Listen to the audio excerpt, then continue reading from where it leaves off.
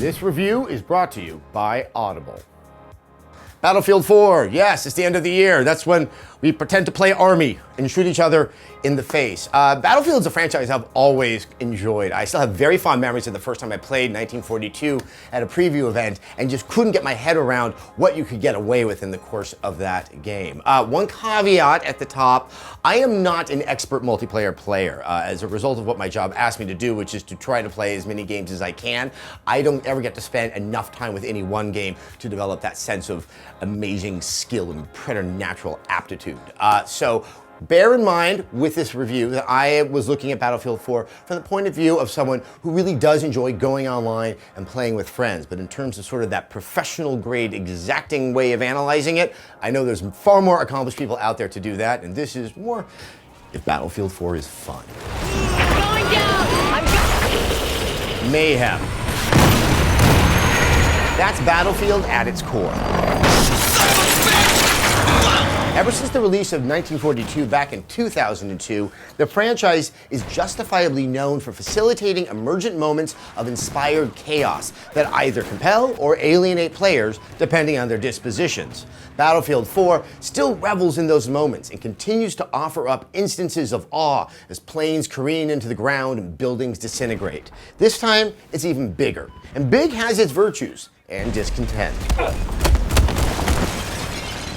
The centerpiece accomplishment of this outing is Conquest Mode that allows for 64 players to have at it on next-gen systems and PC. And the fact that the maps can handle it without feeling cramped is remarkable.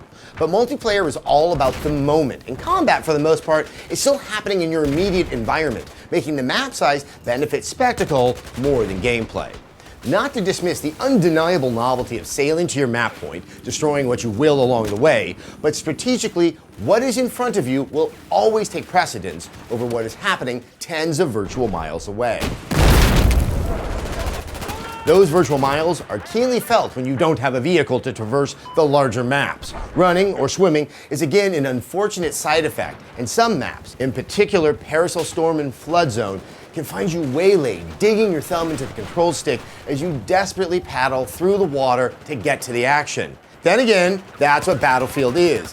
And the benefit of having such large spaces is for sniping and missiles, to say nothing of the opportunity to slow down for a second and get your bearings before entering the fray. Once you enter the breach, the game still knows how to be exciting. Most of the levels have control points that are cleverly designed with verticality and places to squirrel yourself away, and the levels as a whole provide the sense of security that quickly erodes as you realize time and again how exposed you really are. This is all the more apparent as the pervasively destructible environment comes into play. Walls don't last for long in Battlefield 4. That's the core joy of the Battlefield franchise, the player invention and the satisfaction that derives from recognizing opportunity and seeing it through. Over the course of playing the game, I was constantly caught up with new paths to take, new locations to hunker down in, and other players finding fresh ways to undermine everything I was doing. As intense and hardcore as the game presents itself, there's an inherent silliness to Battlefield that makes it tick and keeps it compulsive. At its best, Battlefield 4 capitalizes on its inherent appeal to provide thrilling moments of entertainment.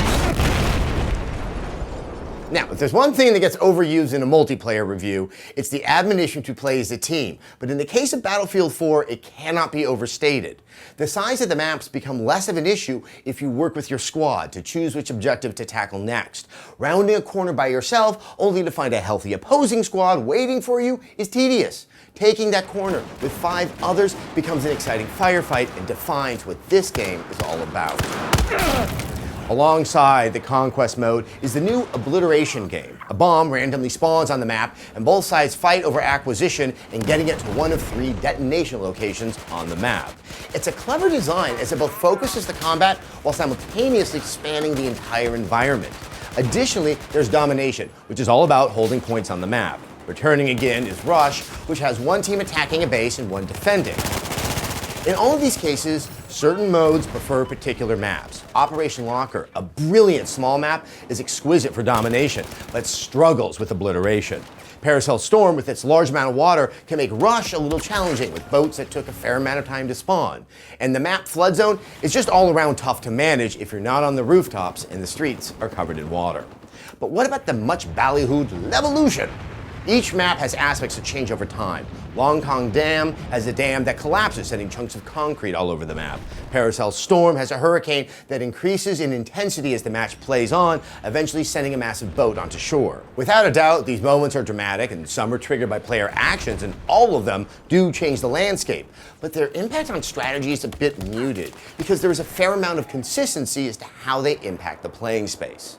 More significant are the smaller, destructible objects and structures, which are wholly caused by player actions and come with little warning.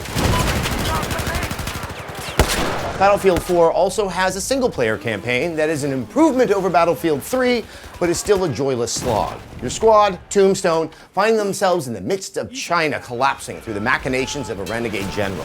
After setting off an EMP bomb, contact with the larger American military is impossible, and the conflict is contextualized with the limited information your squad gains through the course of trying to protect an important Chinese VIP.